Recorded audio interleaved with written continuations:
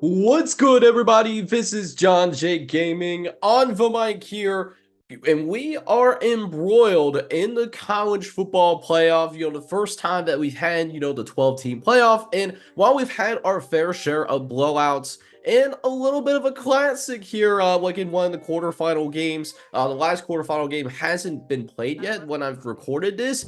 It made me wonder, as someone that is a former Division III athlete myself, what would happen if we had, like a 40-team playoff using EA College Football 25. So with that being said, let's go ahead and dive right into it. Just to let you guys know, how did I go about even doing this 40-team playoff? So first and foremost, I did not do any like automatic buys for the conference champions, although every conference champion does get an automatic buy. So with that being said, that means your Conference USA, your MAC, not obviously your Mountain West, because Boise State is like that, but like your Sun Belt champion in Marshall before all the transfer portal opt-outs, like they all get like an automatic berth into this playoff. And then how I decided like the 40-team seeding is I took a look at the top 25 rankings from the final college football playoff rankings before the bracket was announced.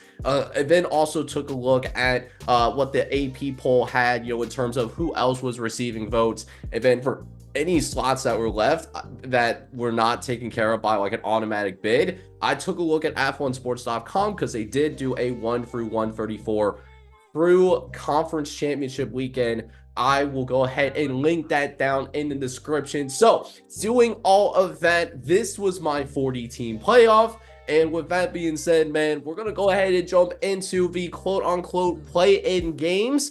Hopefully you enjoyed this video, man. If you do, make sure to go ahead, hit that like button, hit that subscribe button as well if you do happen to be brand new to the channel as well. And then also comment down below what you guys would like to see in terms of like one-off ideas. I got a couple of things in the work, but love to hear from you, man. But with that being said, let's go ahead and dive right into this thing. Alright boys, so we'll go ahead and get this tournament started with number 33 seeded Tulane taking on the 32 seed in Florida. And these two teams actually met against each other in real life in the Gasparilla Bowl, where Florida dominated. But this is the hypotheticals in world, and I know the SEC loves its hypothetical matchups. But here we are seeing both teams at full strength here, and Tulane is giving everything that Florida can handle right now, as the Green Wave only down by 5 with less than 90 seconds left to play, and there is a legitimate opportunity for a game-winning drive on our hands in this first tournament game. Mensa firing to the left-hand side. It's caught. Huge play, and Darren Mensa now sitting at almost 350 yards passing. He is having himself a legacy game, and I'm sure that's going to serve the Duke Blue Devils next season in real life.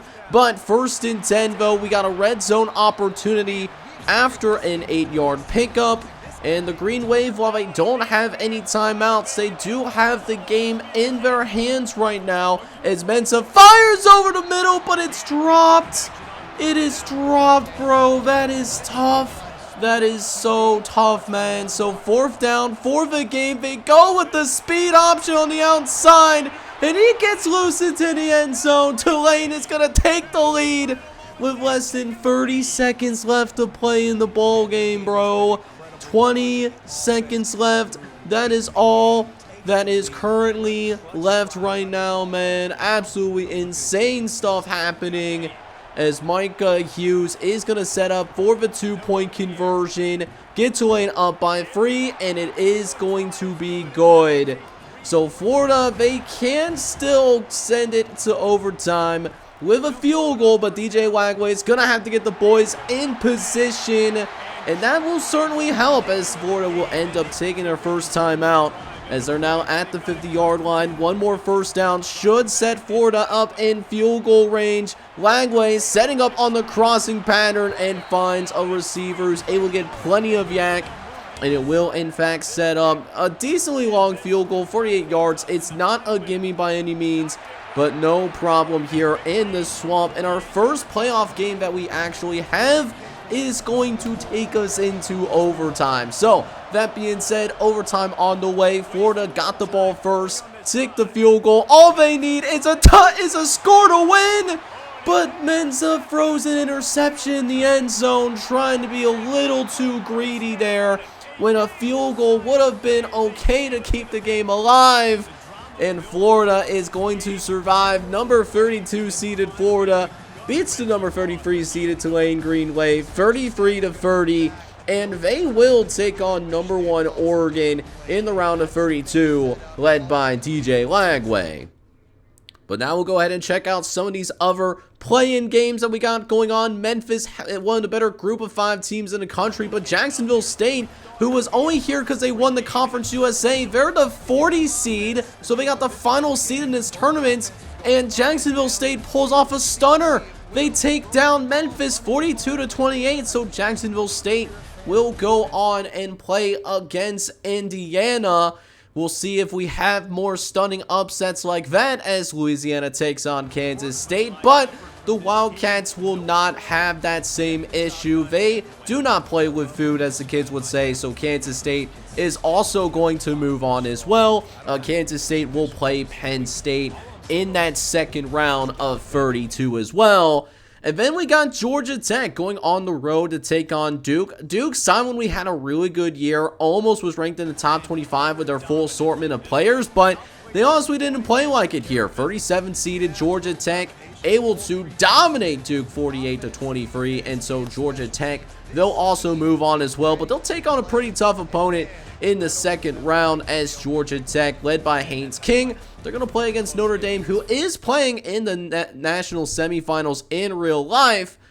But then we get to this LSU-Baylor matchup. Now, we saw this in the Texas Bowl. LSU did win, and so we actually cut into about 2 minutes left in this particular game, and LSU is only up by 8 here. But if they can pick up this first down, then the game will be over. However, the Baylor defensive front is actually going to be able to stand tall. So they're going to be forced to punt this ball away. Granted, there is less than 2 minutes left. You know how EA college football is when it comes to, like these CPU matchups. Not great at clock management, but it might not be necessary. Are we going to get a special teams touchdown? Yes, we are. So all of a sudden, Baylor is just on the fringes of tying this thing up down in Death Valley. Just an absolutely insane change of events here, man. Baylor could mess around and absolutely force overtime. We'll see if Baylor can get this 2-point conversion. They definitely need it for sure. We'll see if they can get it firing over the middle, but it's dropped. It is dropped, unfortunately. So Baylor is going to have to settle for the onside kick, and LSU, they will end up recovering that onside kick as well. So LSU, they're going to do the smart thing. They're not the Miami Hurricanes from 2023. They will actually take a knee, and LSU is just barely going to survive. What a second half surge by Baylor, by the way, to make things interesting. But 31-seeded LSU is going to move on, but they will have a tall task ahead of them. They'll take on Georgia in the round of 32. So, with that being said, only 3 more play-in games that we got to go. One of them is a battle in the state of Texas, as Texas Tech takes on SEC opponent Texas A&M, and the Aggies end up winning pretty convincingly here, 34-12. Red Raiders actually did have a 9-3 lead after the first quarter, but it was all Texas A&M after that, as a 26-seeded Texas A&M squad is going to play against Tennessee. And then in a game that could have been really interesting to watch, Ohio, who did come out, I believe they won the MAC, is going to take on Marshall for the Sun Belt champion, who is the Sun Belt champion. Granted, Marshall is depleted in real life because they let Charles Huff go. Definitely a head-scratching decision by Marshall for sure, but with the full complement of weapons here, Marshall, the 30 seed, is able to take down Ohio, who I believe is the 35 seed, but they'll have Texas in the next round. So Marshall's playoff success here in this format might be a little bit short-lived. And then finally, the last playoff matchup that we had was Louisville taking on Michigan, but Michigan is actually able to go on the road to beat Louisville 38-21.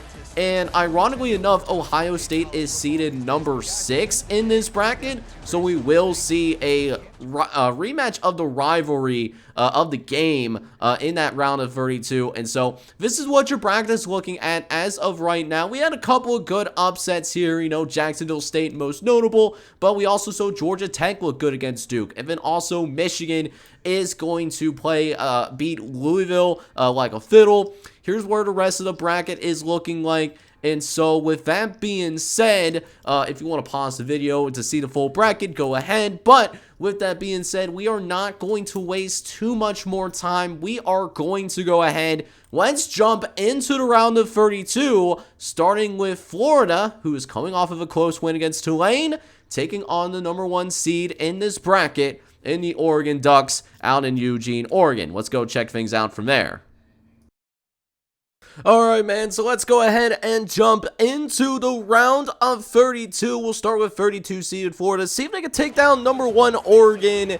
And well, that answer was absolutely a resounding no, man. Because what we ended up seeing was that Oregon dominated. It was 62-17. The Florida Gators never really had a chance, and so Oregon is going to go ahead. They will move on to the second round, you know, into that round of 16. And they are going to be waiting for the winner of this Clemson and BYU game. Clemson actually making the college football playoff in real life, while BYU, they had, you know, a little bit of a Cinderella season. You know, no one really expected them to do much of anything in the Big 12, but they finished 10-2, with some people saying that BYU should have been having at least a little bit more consideration in terms of actually getting a bid into the college football playoff. But, you know, it is what it is. We actually jump in here with less than 2 minutes left in the game. Clemson is down by 6, but they are going to be down onto the goal line. And it looks like BYU is going to need a goal line stand in order to win this thing. We'll see if they can get it as they go first and goal from the 1. But BYU's defense buckles. And the Cougars are going to find themselves down by 1 with less than a couple of minutes left to go. But BYU, I will say this, they do have all of their timeouts, so it makes you bang the question, you know, did Phil Maffa score a little bit too early? We'll just have to wait and see. We'll see if BYU can pull this off in one of the toughest stadiums to play in college football, as that's a nice throw to the right-hand side, getting out of bounds as well in order to preserve those timeouts. So still got free timeouts to work with, and this one, it was a deep shot, wanted to go for a big play, but it's gonna fall incomplete. And now it's gonna be 3rd and short. Gotta pick up this first down. They are going to get it, and that will allow BYU's drive to absolutely continue. Now, the drive will continue with less than 120 left, firing over to the left-hand side. That's going to be caught for a decent chunk of yards there, but, you know, not doing a great job getting back to the line of scrimmage. Less than a minute left. They have some, you know, pretty questionable clock management here, but they will finally use a timeout. They only need a couple more first downs, though. That's the crazy part. A couple more first downs, and they'll probably be comfortably in field goal range here. But this is not what you wanted, though. Taking a sack like that. 10-yard loss, forcing another timeout. And now it's in an impossible spot here. 2nd and long. Needs a little bit of magic made. Are they going to get it downfield? They do! Oh, my goodness. What a head tap. Yeah, he definitely earns it, big fella. Let's go, man. BYU is going to take the lead with 37 seconds left, as we'll see BYU go for the 2-point conversion here. Trying to make it a 7-point game, but it's going to be intercepted in the back of the end zone. So Clemson, even though there's only 37 seconds left, there's only a couple of timeouts to play with, here we are. Clemson still has a shot to win off of a touchdown. Firing over the middle as Klubnik wanted one of his tight ends, but can't hang on. So now it's going to be 32 seconds left. We're on a 2nd and 10. Klubnik again firing over the middle. This time it does end up being caught. They will end up using one of their timeouts right away. With less than 30 seconds left, Klubnik again dropping back, looks over to the right-hand side, and it's actually pretty good coverage out there on the perimeter. And that'll force the incompletion. It's now 2nd and 10. And just wide, butt naked open down the sideline. And he is gone. Touchdown Clemson. And the Tigers are going to take the lead back once again.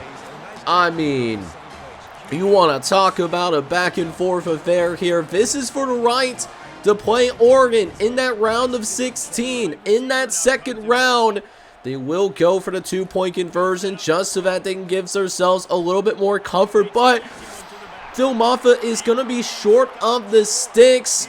And so BYU could win off of a field goal, but that's a little bit out of the question at this point. They're going to need an 85-yard bomb. Can the miracle happen? The ball is up in the air. It looks like it's going to be well short of the goal line. Just didn't have the throw power forward. It was incomplete anyways. And so BYU experiencing heartbreak in the first round as they will be dropped by Clemson 37-36. They'll move on to take on the number 1 Oregon Ducks. But with that being said, we still have a bunch more of these first round games to get through. We'll check in on a team that absolutely could be the Cinderella in Jacksonville State. 40th seed, the lowest seed in this tournament, only in because they won their conference. They're going to score with less than 2 minutes left, and Indiana is officially going to be put on notice, man. The Indiana Hoosiers, seeded number 8 in this tournament, because we didn't do any of the auto seed or anything like that. All of a sudden, Indiana needs a touchdown with less than 2 minutes to go. We'll see if Curtis Ward can deliver that to them. Either way, this is certainly not his fault. You know, imagine giving up almost 40 points as a power conference team to a Conference USA offense. Just absolutely crazy work right now. But Indiana will completely work themselves into Jacksonville State territory, where Rourke drops back once again, fires over the middle, and it's going to be caught for a riveting first down. Able to now get across the 30-yard line. As now 1st and 10 from the 23-yard line. Rourke drops back, fires over the right-hand side, and is going to be able to pick up a few yards there on that play, and they're now in the red zone. Can certainly take their time if they want to. They still have those 2 timeouts in the back pocket, but it looks like they're going to need them on defense, as that is going to be intercepted. And because there's less than 40 seconds left, there's just no scenario in which Indiana can get the ball back. What? How about the story that Jacksonville State is on? Who says that there can't be a Cinderella in this new era of college football? Certainly not this guy. And Jacksonville State, your 40th seed, is going to stun the Indiana Hoosiers. After they've already stunned the Memphis Tigers in this tournament, they'll go on to the round of 16.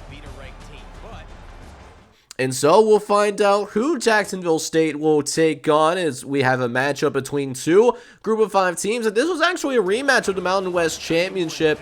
This one featuring a little bit more scoring, as Boise State will also come out on top, winning 42-25. And they'll go and play Jacksonville State. Ashton Genty going to be your player of the game with over 100 yards and 3 touchdowns.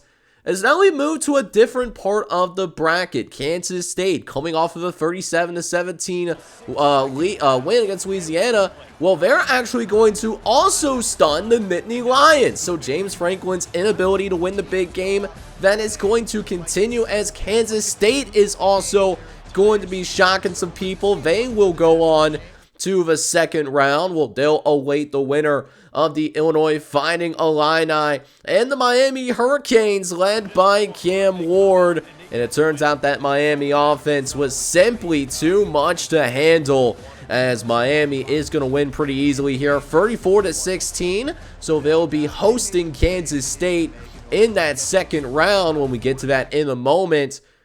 But then we get into a matchup of 2, at least ACC affiliates. Notre Dame, the number 5 seed in this tournament, taking on the number 37th seeded Georgia Tech Yellow Jackets, who are coming off of a dominating win against the Duke Blue Devils. And here we are with less than 3 minutes left, and Georgia Tech, with a couple of studs on their team, guys like Haynes King, and Richards, I believe, like one of the receivers. His name escapes me. I don't know why. But with that being said, Georgia Tech putting together a little bit of a drive here. Gonna get across the 30-yard line. And all of a sudden, this Georgia Tech team here on the road, they certainly have some life in them right now. As King throws to the left-hand side, he's got an open curl pattern, as that will get him across the 15-yard line. First down for the Yellow Jackets. As now, 1st and 10 again for Haynes King, firing to the right-hand side, as that is going to be placed pretty nicely there to pick up a gain of 7, making this 3rd and short significantly more manageable. And King rolls out to the right. He's got his guy, and it's going to be a touchdown for Georgia Tech. But hang on now.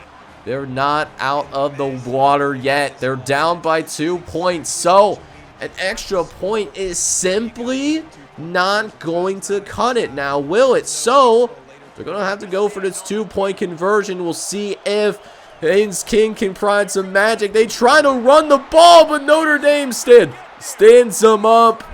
And so this Notre Dame team going to be up by 2. And they're going to be relying on this onside kick in order to remain alive. But Georgia Tech recovers. The Yellow Jackets will have a shot to stun Notre Dame in South Bend. They just got to get in the field goal range. Can Haynes King get it done? He's scrambling to the right. He's got the first down and a lot more. He's going to get them inside the 30-yard line. And it comes down to this field goal kick. They trot out the team now. 2nd and 8 from, looks like about a 45-yarder, but it's pulled. It's pulled to the left. Oh, that is so heartbreaking. That is why you do not rely on these men. You just don't do it. You don't rely on college kickers to make or break you. And Notre Dame is going to move on. But Haynes King did his thing, man. When you get player of the game on the losing team, that's when you know you really did your thing. And speaking of guys that are doing their thing, Cam Scatteraboo, we saw him do his thing in real life. And now we'll see him possibly do his thing in this new format of the college football playoff. If we were to do a Division III format, at least a Division III style format, I should say. As number 12 seeded Arizona State, because they came in ranked number 12 in the college football playoff poll. Well, they'll be taking on the 21st ranked Syracuse Orange, led by the Ohio State transfer Kyle McCord. And this was a very defensive-minded game. Not a lot of scoring in this particular matchup by any stretch of the imagination. But Syracuse does have a chance to take the lead here late. 4th and short from about the 7. The kick is up, and he misses it. He hooks it to the left. Man, that is about as big of a layup as you are going to get. So that means we are going to, in fact, have overtime as the ball is on the ground. Thankfully, Syracuse is going to recover said fumble. Man, that would have been huge if Arizona State could have gotten on it, because Syracuse, they actually get the ball first, right? So we get this. If that was a turnover, then Arizona State was likely going to win this thing. Now we see them with a little bit more life as they have 3rd and goal from the 1. They run a little bit of Wildcat, and the Wildcat works beautifully enough to find his way into the end zone. Touchdown, the Orange, and Syracuse is going to keep it pushing, as they'll now need to get a goal line stop defensively. Because right now in this first overtime, you don't have to go for a 2-point conversion if you don't want to. So with that being said, Arizona State will get onto the field now, but not a good start in the first overtime for Arizona State after giving up that touchdown, because Sam Levitt takes a big sack, and now it's 3rd and 17. Levitt gonna throw over the middle. He finds Cam Scatteraboo, and Scatteraboo is gonna at least make this next 4th down a whole lot more manageable. 4th and 4 sounds so much better than a 4th and 17, as Sam Levitt will throw to the left-hand side. and he will, of course, pick up that first down. So now firmly entrenched the Sun Devils in the red zone, but things can get really tight down here. We'll see if Sam Levitt can lock in, and sure enough, he throws a bullet over the middle of the field, and it's caught for a riveting touchdown. And with that being said, chat, we are going to need more than just the one overtime.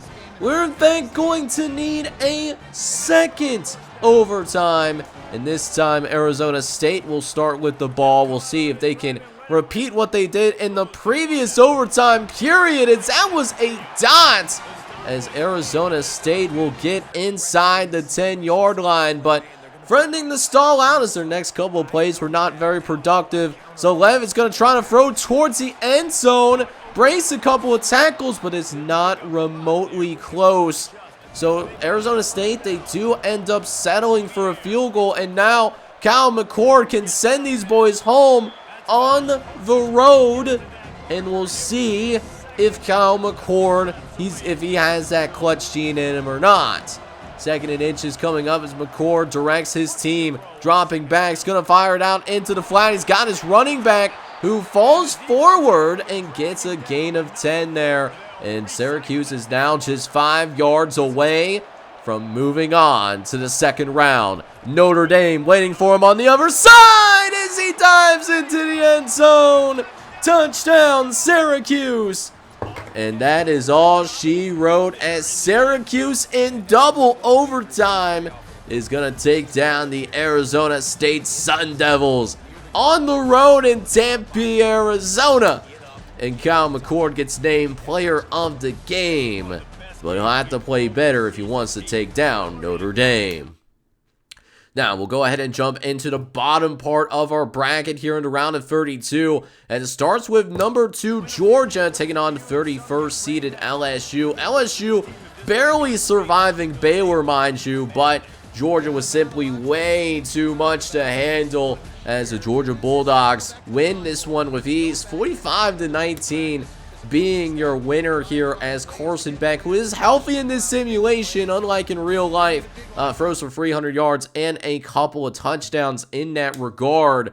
But then South Carolina looking to go ahead and handle business against Iowa State. South Carolina coming in as the 15 seed, and Iowa State comes in as the 18 seed. Some people were saying that South Carolina deserved to be in the playoff, and with matches like that, certainly improves their case, as South Carolina will go on and take on Georgia in the round of 16.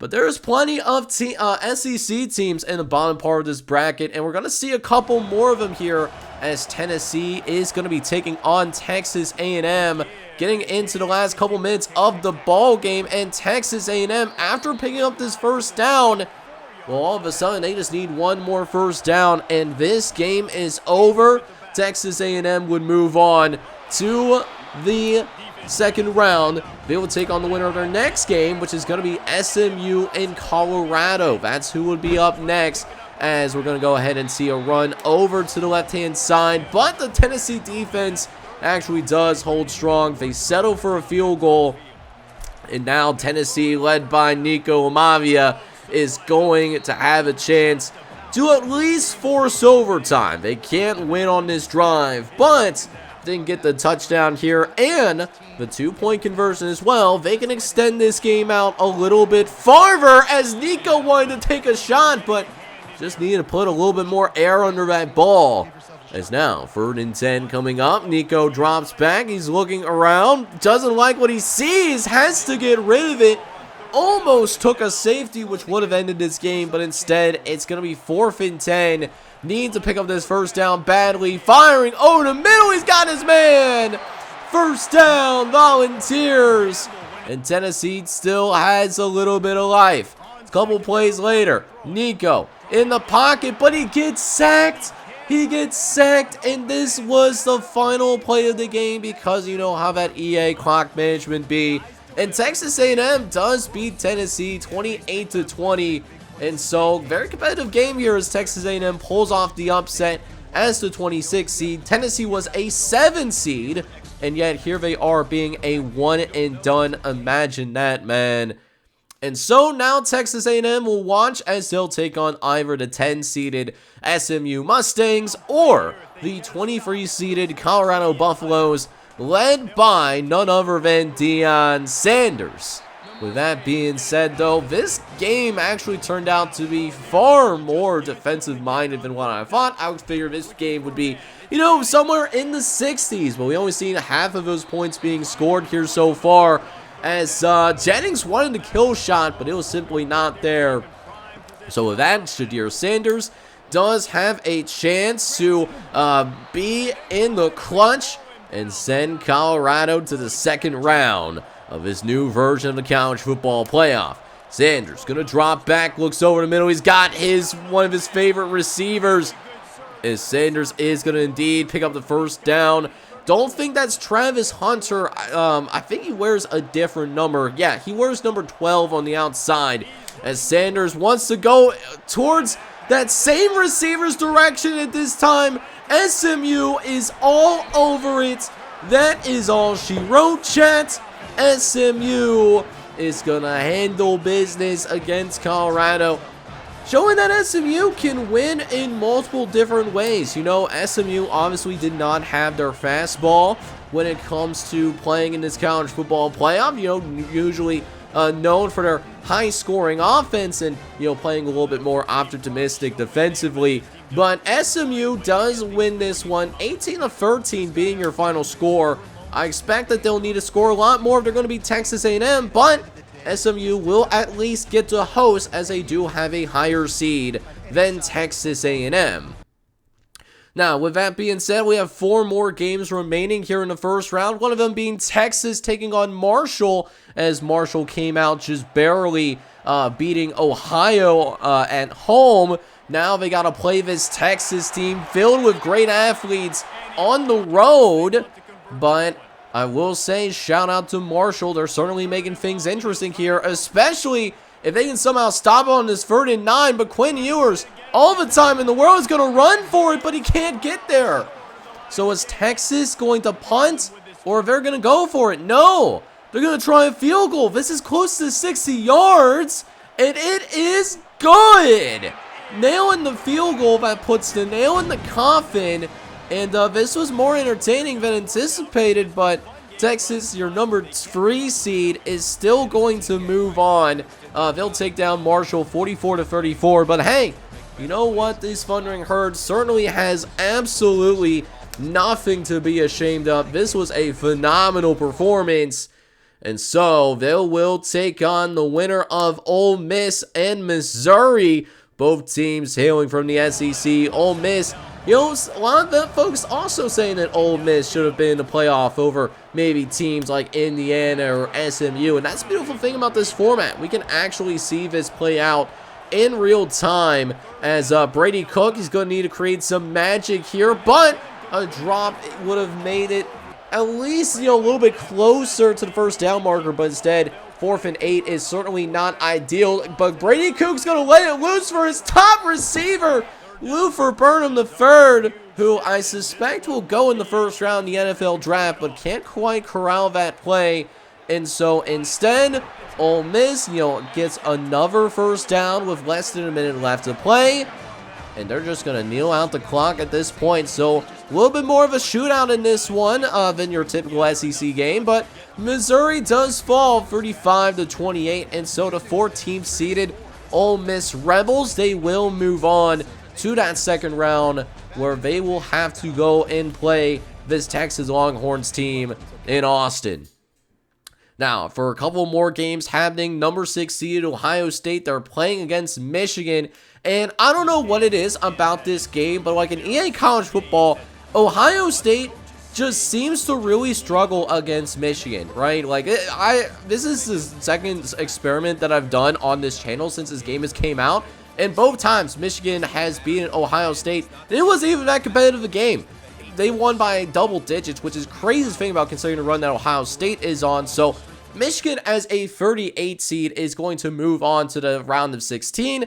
And then Alabama, they are going to play against the American Conference champions in Army. Army respectfully seated at number 22, but Alabama absolutely dominated them in this first round matchup. Yes, Army did put up 35, but it was most of those points were in the fourth quarter. It was garbage time. As Jeremy Bernard gets player of the game, Alabama will host Michigan in that second round. And so this brings us to what our bracket is now looking like after the end of round one. You know, definitely had some surprises, with the biggest having to be Jacksonville State, who is the lowest seed in this tournament, of Kansas State, as well as, you know, your Michigan Wolverines. They could also be some Cinderellas in their own right. So, with that being said, we will go ahead and kick things off with Oregon and Clemson shortly, with a trip to the quarterfinals on the line. We'll see who brings it here in this second round of this version of the college football playoff.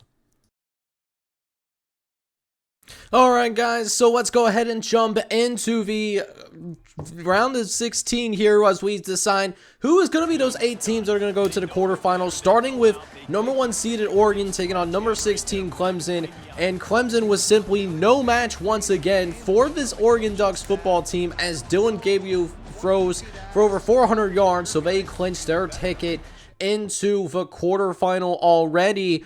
But then who they would face in that quarterfinal is a team of 2 underdogs here. You know, got Boise State out of group of 5, but Jacksonville State, the lowest seed at the 40th seed. You know, they made it all the way into that round of 16.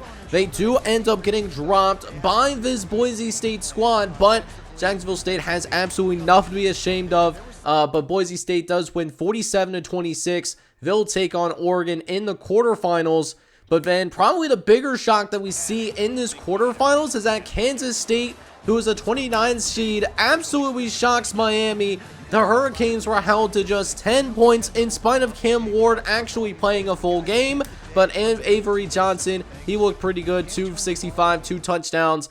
They will wait for the winner of Notre Dame and Syracuse. And this is the first truly competitive round of 16 matchup that we have seen so far, as Kyle McCord is only down by 8 but needs a touchdown drive. Well, he found a receiver. It's just that the problem is that receiver was not wearing Syracuse colors. He was wearing those Notre Dame colors instead. And so Notre Dame will move on. They beat Syracuse in a barn burner. 49-41 ends up being your final score. And so Notre Dame, led by Riley Leonard, who threw for 5 touchdown passes and 240 yards, they'll play Kansas State in the quarterfinals. Meanwhile, in the bottom half of the bracket, Georgia taking on one of their rivals in the SEC in South Carolina. And Georgia absolutely loves the honor of taking their SEC rivals out of this playoff. Georgia dominates. They beat South Carolina 45-17. That does end up being your final score, as Carson Beck nearly throws for 400 yards in this affair. And so that does mean that Georgia will await the winner of 10-seeded SMU and 26-seeded Texas A&M. And on paper, this score, like if you didn't watch any of the game, this score looks like a really competitive game throughout. But then let me show you this box score. Texas A&M scored 20 of those 27 points in the fourth quarter. SMU absolutely dominated over the course of this ball game. And so SMU will be moving on. They will take on Georgia in this quarterfinals as well. So we have 2 more games to determine who is going to go to the quarterfinals. One of those games being Texas going and taking on Ole Miss. Ole Miss taking on their second consecutive SEC opponent. And this one, you know, Ole Miss does have Texas on the ropes. We are looking at a 14-seeded Ole Miss squad possibly pulling the upset on number 3-seeded Texas. But they are going to need a game-winning drive from Quinn Ewers. We'll see if, you know, the former quarterback out of Ohio State can come out and make some noise. As we got 1st and 10 from across the 45-yard line. Ewers finds a man on the crossing pattern. And just like that, they're already across the 30-yard line. As now 1st and 10 for the Longhorns, as Ewers drops back, looks around, fires over the middle. He's got a receiver for a huge 1st down. as Ewers now has 300 yards passing, and more importantly, has his Longhorns in the red zone. As Ewers drops back again, finds another man open on the crossing pattern, and he picks up a gain of 8 on the play. As now, second and short coming up from the 5-yard line as he'll drop back. It's going to try to run the ball with Javion Blue, but Sanders Jr. is going to line him up in the backfield. And so this makes his third down a lot harder to pick up, but not to worry as Quinn Ewers finds the back of the end zone. Touchdown, Texas! And the Longhorns are going to go ahead. They will, in fact, take the lead. With 33 seconds left to play here in this second round matchup, the winner going to the quarterfinals and possibly hosting the quarterfinals matchup, or at least being home team. So we'll see the 2-point conversion, but it's no good. The 2-point conversion is unsuccessful. And so Ole Miss, all they gotta do, they just have one job. They just gotta drive into field goal range. And listen, they do have all their timeouts, so it's certainly not outside of the realm of possibility whatsoever. As Jackson Dart looking to get away from the pressure, but can't. As that is going to be a sack for Texas, bringing them back to about the 14-yard line, where Jackson Dart tries to make something happen, but can't quite get it done. As that's another sack for this Texas defense. And all of their hopes and dreams are going to fall upon this 4th and 21. Needed a big play from Jackson Dart. Tries to dump it up, but it's intercepted. Cut off, and Blue is going to find the end zone. Touchdown, Longhorns. And this I'm surprised that he didn't just try to take a knee. You know, probably getting a little too excited about the fact that, you know, he could have had himself a pick 6. Doesn't ultimately hurt him as they were able to get the extra point. As Texas will go ahead and win this one, 39-31.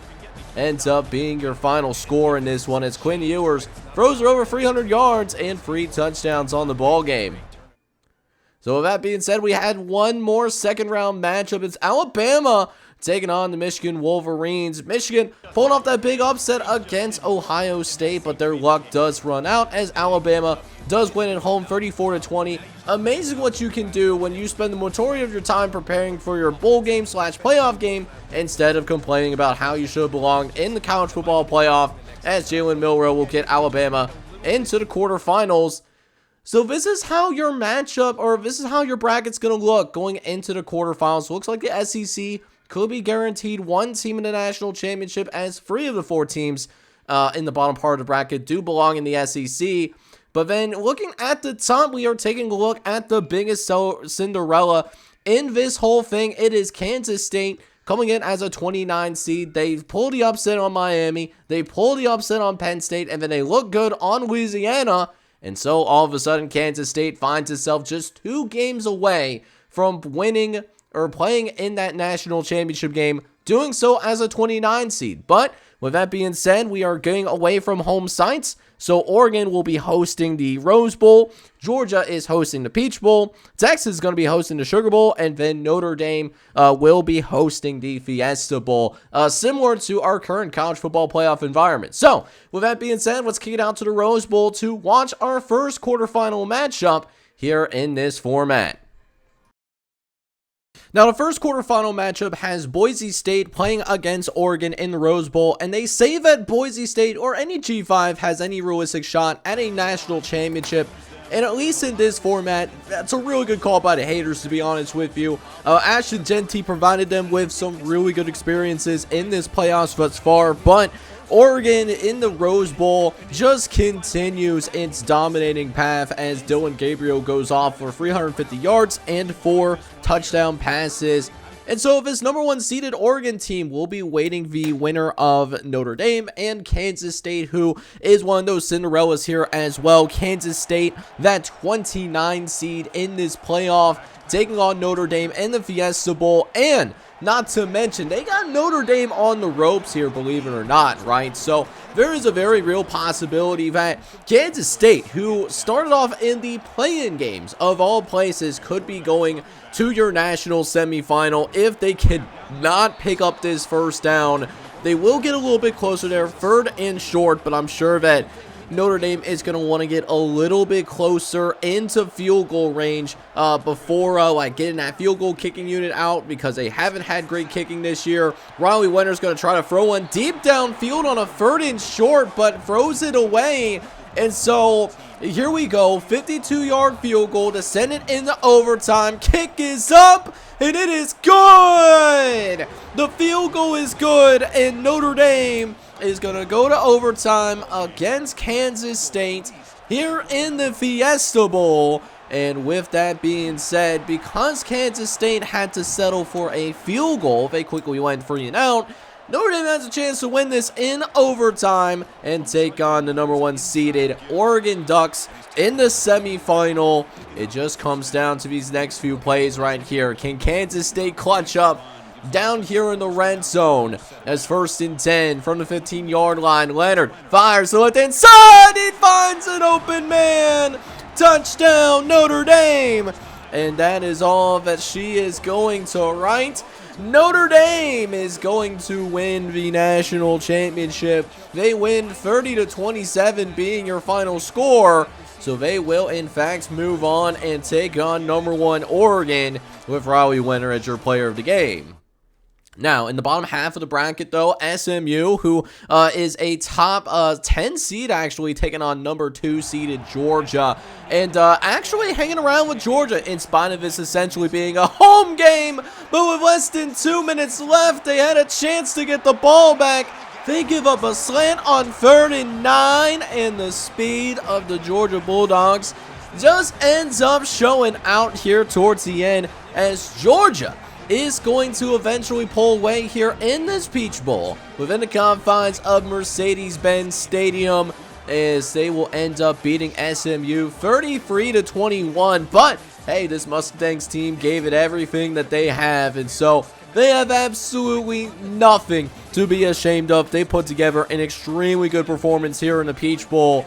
But now the Georgia Bulldogs will be in a waiting game, as they'll see who they will go up against in what will likely be a trip to the Orange Bowl. Oregon a little bit closer to the Cotton Bowl than what they are in the Orange Bowl, right? So this is to see who would Georgia go up against in the Orange Bowl, happening down in Miami, Florida. And unless there's some last-minute heroics, it looks like it could be Alabama.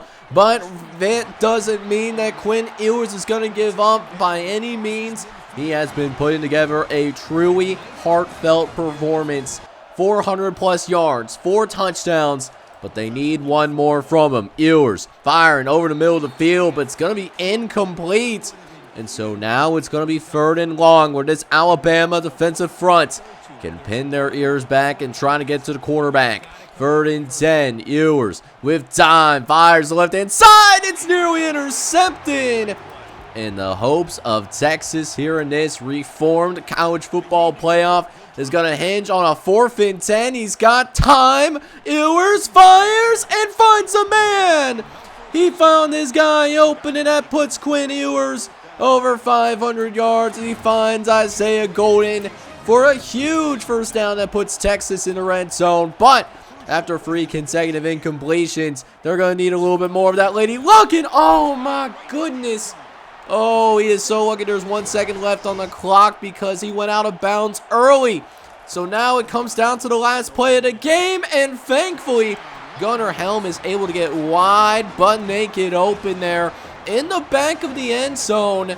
And so with that, Texas is going to win on last-second heroics. They will take on Georgia after winning this All-State Sugar Bowl in just amazing fashion, man. We had a classic down in the Bayou, and Quinn Ewers definitely delivered when it mattered the most. So it's been quite a journey here in this college football playoff with the Division III format. But we got our usual suspects here in the Final Four. Oregon will be taking on Notre Dame down in the Cotton Bowl, taking place in Jerry's World, while we will have Georgia playing against Texas in the Orange Bowl. The winner of that game will meet in the national championship, also happening in Mercedes-Benz. And so it's been an entertaining college football playoff with this 40-team format. But with that being said, let's go ahead and get ready to crown ourselves a national champion, shall we? Alright, man, so let's go ahead and get into it here. The semifinals of this college football playoff within the D3 football format. And the first semifinal game was not very entertaining. Oregon dominates Notre Dame 42-7 down in the Cotton Bowl.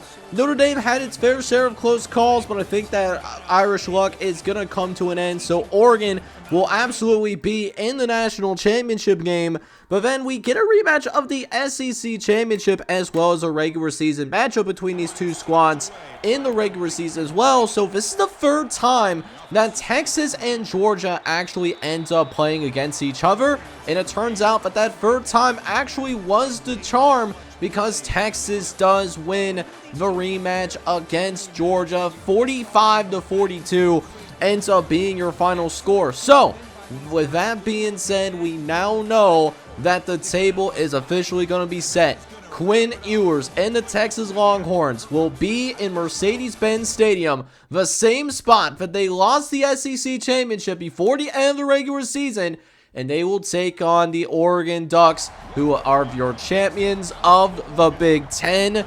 40 teams that was in this playoff, but it's going to be your 1 seed in Oregon taking on the 3-seeded Texas Longhorns for the right to be able to call yourself a national champion, as the stage is set for both sides. And I'll tell you what, it has been really fun to do this type of video, and if there's any other like one-off videos that you want me to do, definitely let me know down in the comment section. I do appreciate the feedback, and this is the first time I've done something like this like here on the channel, so hopefully you guys really do enjoy that format. But with that being said, we get a national championship game that is going to live up to the hype. We got a tie ball game, 31 apiece, with less than 2 minutes to go now that we go into the 2-minute timeout. And it seems like Oregon is more than happy to just try to run some clock as much as possible. And while they don't pick up any more first downs after that, they do at least force Texas to go ahead and settle for one more field goal. Kick is up, and it is good. So Texas still has a chance to win this thing, but with 1:20 left to play and 1 timeout as well, it's going to be difficult for Texas to make this comeback happen. Now, with that being said, I've seen crazier things in college football, like seeing Matthew Golden get wide butt naked open. He's got running from the cap speed as he's going to take it back to the crib. Touchdown, Texas. And the Texas Longhorns are going to take the lead here in this national championship with 1:01 left to play in the ball game. It looks like Texas is very close to winning that national championship after all. However, Oregon has all of their timeouts still, and Dillon Gabriel, he is a stud in his own right. We'll see if he can deliver in what is, in fact, unarguably the most important drive of the college football season. One that will decide a national championship. As we now got 2nd and 10 now coming up, as Gabriel drops back in the pockets. Got some time. Fires over to the left-hand side. And it's going to be incomplete. Great contest there. And it's now going to be 3rd and long. Gabriel sends a running back out into motion. It's running out of time quickly. Has to get rid of it. Does save both of the timeouts, but they don't get to. Looks like across midfield on this play. And Texas is going to be your national champion. But hold up now. We got a wide butt naked open man down the sideline. And Dillon Gabriel now has over 300 yards passing. They just might need 14 more, though, as Gabriel goes to the flat. It's a mismatch running back against a linebacker. Touchdown, Oregon. And they will retake the lead here in the national championship game with 28 seconds left to play in the ball game, man. This has been exhilarating to watch for sure. As now, here we go with a 1st and 10 opportunity. Ewers fires over the middle, but it's going to be incomplete. Yes, Texas is down, but they're certainly not out by any means. As here we go, 2nd and 10 for Quinn Ewers, who drops back, fires over the middle, but it is caught for an extremely short gain, though. So Texas does have to use its last time out. Certainly cannot take a sack at this point in the game. Otherwise, it's going to be barbecue chicken. Ewers going to have to throw it away. And it all comes down to this. A 4th and 5 coming right up. Ewers dropping back. Oregon sends the blitz. It's incomplete. But wait a minute. There is a flag on the field. It's roughing the passer. So Texas is going to get an automatic 1st down. Oh, what a huge change in momentum. And now Texas with one last sign of life. Ewers all day in the pocket. Lets it go. And it is going to be dropped. It's dropped. Oregon's going to win the national championship. They will take down the Texas Longhorns. It was an absolute classic down here in premium SEC country. As Texas' first year in the SEC in the conference is going to end in heartbreak, while Oregon, well, they'll get the trifecta. They win the Big Ten, they win all the major bowl games, and most importantly, they will win the national championship. So as the 1 seed, it ends up being a chalk moment. But man, this has been a fun journey, and this has been a fun thing to do, man. Dillon Gabriel, your player of the game with 328 and 3 tubs. So with that being said, boys, this is what the final bracket ended up going about. You can definitely pause this video if you want to take a closer look at it. But, I mean, we did have a couple of Cinderellas. I mean, Kansas State made it all the way to the quarterfinal. We saw, you know, a Jacksonville State, a Kansas State, another team like Michigan make it to the 2nd round and really provide some excitement in our lives. But it just goes to show how hard it is to be a Cinderella in college football. With that being said, guys, hopefully you enjoyed this video. And if you did, make sure you go ahead and hit that like button. Hit that subscribe button as well if you have to be brand new and you love the vibes here on the channel as well. And let me know down in the comments section, like I mentioned earlier, you know, whatever one-offs that you want me to try. But with that being said, this is JohnJake Gaming on the mic signing off. Hope you guys are all out there having a good one. Take care, everybody.